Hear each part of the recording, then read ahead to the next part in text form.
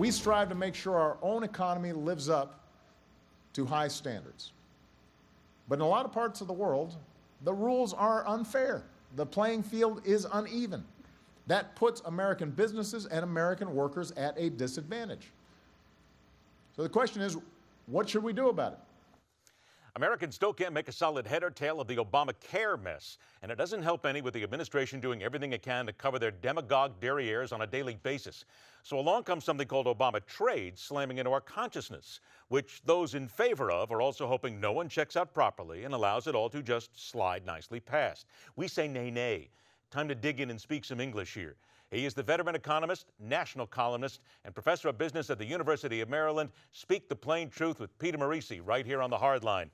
And Peter, you did that in a column, an exclusive piece from The Hill. And the first paragraph, I think, has what everybody needs to hear in English. It would lower wages for ordinary Americans and increase income inequality. Isn't this what we've got to slam through and make people understand? Absolutely. What this deal will do will permit American multinationals to invest in Asia. And I'm all in favor of that. Let them earn extra dollars there, but not at the expense of taking American jobs abroad and not replacing them with something else here. And that's exactly what this will do. It'll bring more low-wage competition in, more child labor, and all the rest.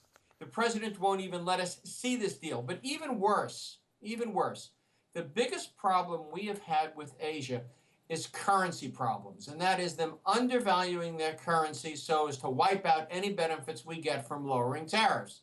Japan does it, Korea does it, China does it, India does it. They all do it. So, Peter, okay, go ahead, finish. I'm sorry, go ahead. And the president absolutely and flatly refuses to address this. And I might point out that Krugman wants it addressed, and he's on the left. Morici wants it addressed, he's on the right.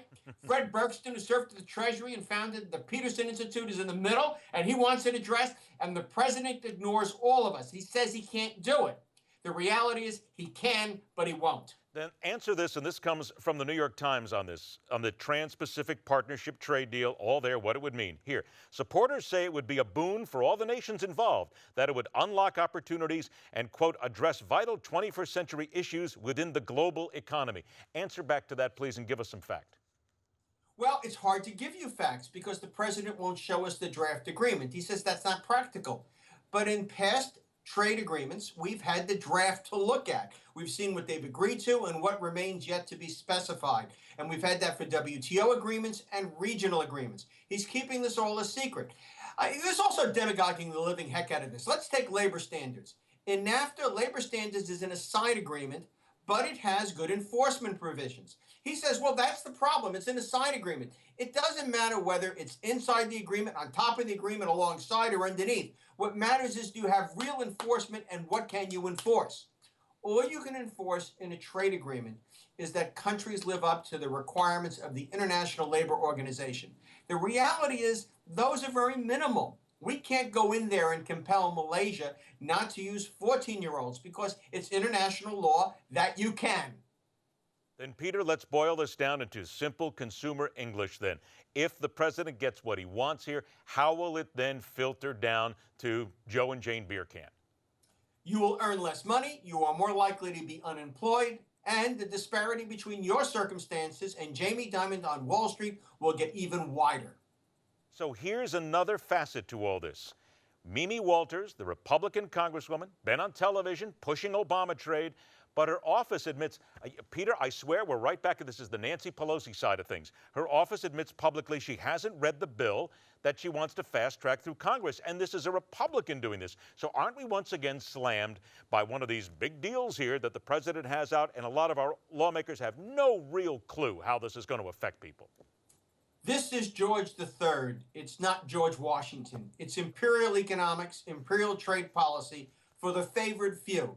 It's a gift to America's aristocrats, while ordinary working people, they don't get much out of this at all. In fact, they lose. So then with the president seeking the votes here, he's basically come out to the Democrats and he has said, hey, give me your vote now. I'll have your back in re-election next year. Is there any way to stop this from going? Do you see any way that this will be stopped from going through?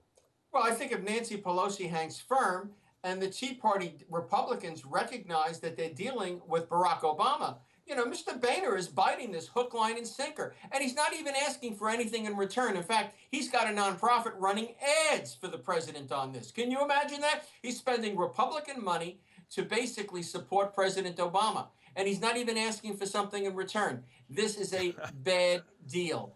He's saying, trust me. And let's face it, after Obamacare, would you trust him? Yeah, trust me. Okay, yeah, I've heard those words before. I think we all have. Let's remind people that Peter's column is on the Hill, Why the House Should Deny Obama Fast Track for TPP. And he points out the richest 10% would get richer, working Americans would become poorer. Read it and understand. Peter, always a pleasure to have you on the show. Thanks so much, my friend. You take care. All right, take care. And again, here's your chance. Would you trust the president? He says, trust me. This is all going to work out just fine. Oh, I can hardly wait to read the comments here on email, Facebook, and on Twitter. Get in and let us hear you. The Hardline continues.